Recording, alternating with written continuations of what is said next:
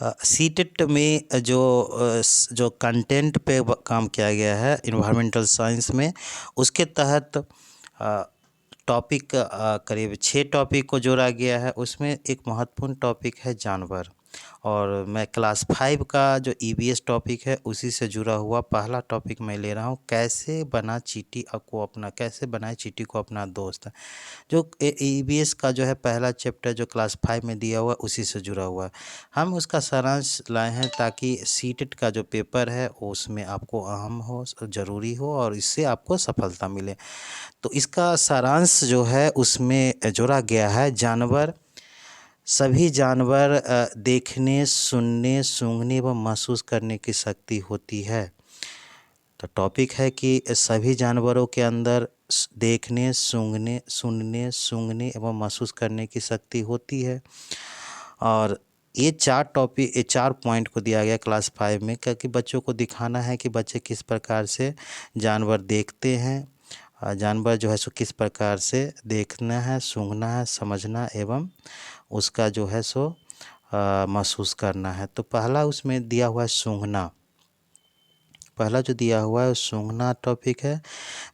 इसमें कहा गया है कि वैज्ञानिकों का प्रयोग है कि चींटियों चलते समय कुछ ऐसी चीज़ छोड़ देता है जिसे सूंघकर दूसरी चींटियां जो है सो अपना रास्ता बना लेता है। यानी कि एक चींटी अगर कुछ ऐसा केमिकल जिसमें मेथलायोड होता है, अगर यहाँ पे आपको क्लास एनसीईआरटी बुक में नहीं लिखा हुआ, ऐसी यही चीज़ लिखा हुआ है, कुछ ऐसे चीज़ छोड़ देते हैं जिसे सूंघकर दूसरी चींटियां भी रास्ता बना लेता है। तो इस तरह से होता है। दूसरा चीज़ है मच्छर। मच्छर किस प्रकार से आदमी को पहचानता है कि वो आदमी है, तो उसके शरीर की गर्मी, पहला चीज़ होता है गंध जो उसको महसूस होता है मच्छर के अंदर। मच्छर के गंध पैर के तलवे की या शरीर की गर्मी से ढूंढ लेता है। अगर कुत्तों की बात किया जाए तो कुत्ता कैसे अपना रास्ता सूंघ कर देखता है, तो कुत्ता जो होता है सो अपना जो रास्ता होता है कुत्ता का, वो मल मूत्र त्याग करता है। अगर जो एरिया में वो त्याग कर दिया तो समझिए कि दूसरा कुत्ता उस एरिया में नहीं जाएगा। अगर उस एरिया में कुत्ता अगर चला गया तो यह महसूस किया जाता है कि वो एरिया जो है सो किसी और का है और आने नहीं देता है। तो इस तरह से अपना सीमा की बाउंड्री का निर्धारण करते हैं। अब पहला चीज़ हमने देख लिया सूंघना, तो दूसरा चीज़ अब देख लेते हैं देखना। तो जो देखते किस प्रकार से हैं, तो देखने के लिए पक्षी जो है सो आँख आँख का देखते होंगे कि आँख के सर के बीच में होता है, जो हेड होता है उसके बीच में होता है, ये हेड के बीच में होता है। और 2 प्रकार से काम करते हैं वो, जो उनका पक्षी का जो आँख होता है 2 प्रकार से काम करता है। एक तो पहला भोजन के लिए, भोजन को ढूंढता है। दूसरा होता है कि कोई दूसरा तो नहीं आ रहा, उसके आहट को भी वो समझता है। तो पक्षी के आँख 2 प्रकार से काम करता है, एक है भोजन ढूंढने के लिए, दूसरा होता है सो दूसरे की आहट को समझने के लिए। कोई कोई पक्षी जो होते हैं वो 360 डिग्री घूमता है, कोई पक्षी जो होते हैं वो 360 डिग्री के एंगल में घूमेगा।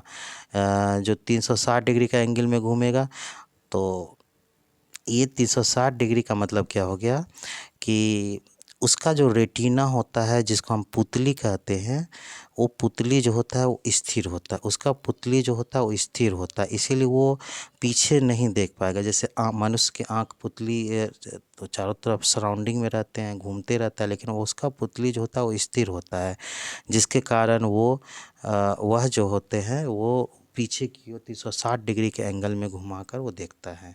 पक्षी को देखते हुए जैसे चील को ही देख लीजिए, तो चील जो है 360 डिग्री एंगल में पीछे घुमा कर देख लेता है। बगुला को देख लीजिएगा, पीछे की ओर मोड़ लेता है। अगर हम कहें कि जो देखने की कैपेसिटी किसके अंदर में, तो चील, बाज और गिद्ध, ये तीनों ऑप्शन में याद रखिएगा। चील, बाज और गिद्ध तीनों के अंदर जो 4 गुना मनुष्य से ज़्यादा देखने के सकते हैं। अगर मनुष्य अगर 2 मीटर देखता है तो 8 मीटर वो दूरी से देख लेगा। चौथी चीज़ जो है इसमें जो पॉइंट दिया हुआ है कि रात में जो सभी जानवर है वो किस प्रकार से देखता है, तो हर चीज़ को काला और उजला के रूप में देखेगा। ध्यान रखिएगा कि सारे जानवर जो होते हैं, अगर रात में जगने वाले जानवर होते हैं, वो सभी वस्तुओं को काला और सफ़ेद के रूप में देखेगा। नेक्स्ट है सुनना। जंगल में पेड़ पे बैठे लंगूर मुसीबत के समय विभिन्न प्रकार की आवाज़ निकालकर अपने साथियों को सूचित करता है। यानी कि अगर शेर आ रहा है, बाघ आ रहा है, तो लंगूर पेड़ पर बैठकर और विभिन्न प्रकार से आवाज़ निकालकर सूचित कर देता है कि शेर आ रहा है। वो मुसीबत को रोकने के लिए लंगूर इस तरह से सहायता करता है। अगर पक्षियों की बात करें तो पक्षियाँ जो होते हैं वो भी अपना उड़कर या ज़मीन पर रेंग कर उस तरह से आवाज़ निकालता है। मछलियाँ की बात करेंगे तो मछलियाँ होते हैं वो बिजली चेतावनी एक दूसरे को बिजली की तरंगे से देती है। याद रखिएगा, बिजली की तरंगे से वो देता है। प्राकृतिक आपदा के समय में जानवर जो होते हैं वो विभिन्न प्रकार की आवाज़ें निकालने लगते हैं। अगर प्राकृतिक आपदा जैसे भूकंप हो गया, सुनामी हो गया, उस समय विभिन्न प्रकार की आवाज़ वो निकालने लगते हैं। अगली जो है कि 2004 में आप लोग जानते होंगे कि सुनामी दक्षिणी भारत, तमिलनाडु एवं अंडमान निकोबार में आया था। लेकिन अंडमान निकोबार के कुछ जनजाति लोग थे वो बच गए थे। बचने के पीछे वजह यह थी कि वहाँ के जनजाति को वो पक्षियों की आवाज़ या जानवरों की आवाज़, विचित्र आवाज़ वो समझ में आ गया था, जिसके कारण वो सुरक्षित स्थान पर चले गए और बच गए थे। इसीलिए वैज्ञानिकों का मानना यह है कि पक्षी अपनी भाषा में कुछ आवाज़ निकालते हैं जो प्राकृतिक आपदा जैसे भूकंप हो गया, सुनामी हो गया, उसको सुनने समझने में उसको पहले संकेत मिलता है। मनुष्य को सुनने की शक्ति कम होती है, लेकिन वो होता है उसको ज़्यादा होता है। अब आइए सोने का तरीका हम देख लेते हैं। सोना जो क्लास 5 में लिखा हुआ, स्लॉथ एक भालू की तरह होता है। स्लॉथ एक भालू की तरह होता है। वो 17 घंटा दिन भर में सोता है और एक ही पेड़ पर बैठा रहेगा। स्लॉथ जो होता है वो एक ही पेड़ पर बैठता है और 40 साल के जो जीवन में होता है वो केवल 8 ही पेड़ों के पत्ते खाकर आनंद लेता है। और दूसरी इसमें बात होती है कि सप्ताह में एक ही बार वो शौच करने के लिए आता है। शौच करने के लिए सप्ताह में एक ही बार आता है। तो इसके 4 पॉइंट को याद रखिएगा। सबसे ज़्यादा 17 घंटा सोता है।